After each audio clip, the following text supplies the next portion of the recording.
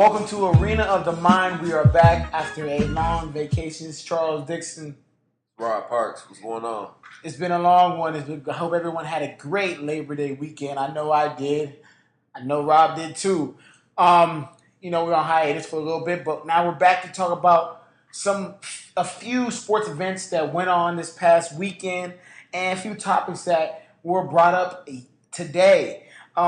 First off, I thought I would never see anyone ever get blown out this badly since Nigeria got demolished by USA 156-73. But it looks like Oklahoma State University beat Savannah 84-0.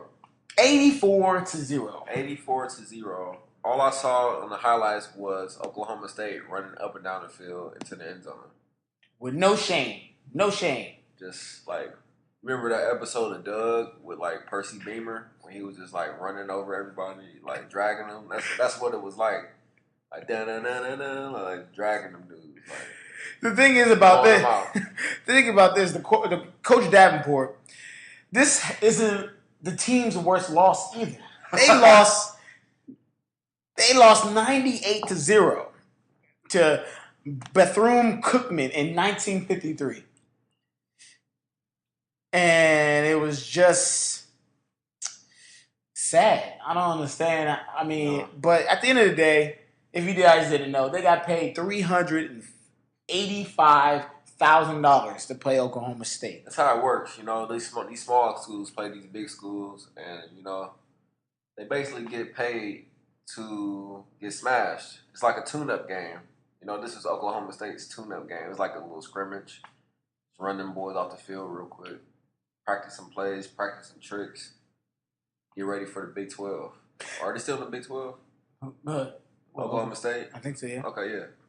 That conference switched around, so college football's going to be crazy this year. And the thing that's crazy, it don't make any sense, is that Savannah State, I know you need the money and stuff, but why couldn't you call on the guy you produced, Shannon Sharp, one of the best tight ends ever, and the game came out that school. And the thing is, next week you got Florida State. So it's another blowout. Oh man! Hopefully they don't beat you as bad as Bethune Cookman did. It might only be like 50-0. Yeah, and I think you might score against Florida State because that Oklahoma State game was just, oh man, kind of embarrassing. But going on to more college football, as you may know, Alabama took over the number one spot in the coaches poll as the best team in the country. They knocked off USC. USC beat Hawaii, and Alabama just made Michigan look just... Well, that's because USC played Hawaii. Hawaii is not ranked. Right. And Alabama played Michigan. And beat them. Michigan's number 8, and they smashed Michigan. And this is probably how the rankings is going to be for a while. Yeah, it's going to probably stay like this till like the end of the year. Till the end of the year, yeah, pretty much, And I agree with the standings. I love my Cali teams, but yeah, we definitely played Hawaii first, and they played Michigan out the gates, and they destroyed Michigan. And now Michigan knows where they stand. You brought up the big. I didn't know what to expect from Alabama, to be honest. But I mean, them boys look good. Trent Richardson's in the league now. He's on the Browns, so I didn't know. But it just looks like Nick Saban just does that recruiting well, and he just brings boys in. Some go out to the NFL, more come in. Thoroughbreds. Like, if they play USC in the championship, USC's going to get smashed. I don't know about that. They will get smashed. They will not get smashed. Yes, they will. No, not at all. They don't want to see them country boys, man. I don't care. We got speed. What are you talking about? Boys, Florida, the South produces a bunch of football players. But don't sleep on California. I know they do, but I mean, this is just like Ohio State going to the championship. That's not the same. That's not the same. Ohio State is always overrated. Always overrated. Getting smashed. They're always overrated. USC is not overrated. When's the last time USC's been really good? They were good last year. What are you talking about? They were playing, and they still were beating people. They should have won the Pac-12, but they didn't because they couldn't qualify. We'll see what they do. And everybody knows that. Everybody knows who should have won the Pac-12. We see that. I kind of like who should have been. I kind of like USC. I went to a USC game in 2009 when I was out in LA. It was a good time. You know, that's a nice school. You know, all the college football things going on. I hope y'all enjoying it. Football is back. But, you know, on the show, we're two people that love the NBA. We love talking about them. We usually have a crazy conversations about it, usually around the house. And we went upon this Mark Jackson comment that he made about Reggie Miller. Reggie Miller being the third best shooting guard ever to play the game. If you just exclude or you take Michael Jordan and Kobe Bryant first, as you should. So he put him over like Jerry West, George Gervin, Dwayne Wade, Oscar Robertson. Hey man, don't sleep on Reggie though, man. Reggie was a monster. Reggie was a monster. You know, I don't know if you could put Reggie over like Oscar Robertson. But we got to listen to the pros. The pros is that he's a great 3-point shooter, one of the best ever. He stayed with the same team his whole career, never changed, never flip-flopped, never thought about being traded or anything like that. 18 years. 18 years with the same team, right out of UCLA in 1987. He had 18 points a game, 3 assists, and 3 rebounds. But Jerry West had 27 points, right, and 6 assists. See, Reggie's stats is not.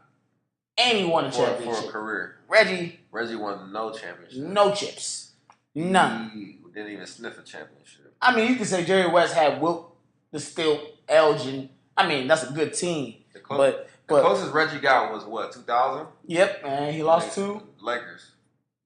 Kobe Bryant. Yeah, Kobe Bryant was torching that boy. That's when that Kobe was Afro Kobe. That was Afro Kobe, and if you remember, Shaq fouled out of the game, and Kobe stepped up. That's when Kobe. And that's why I don't want to hear nobody say that Kobe's not responsible for them rings. Because as much as Shaq balled out, Kobe balled out in 2000, 2001, 2002. As a young boy, he was 21 when they beat the Pacers.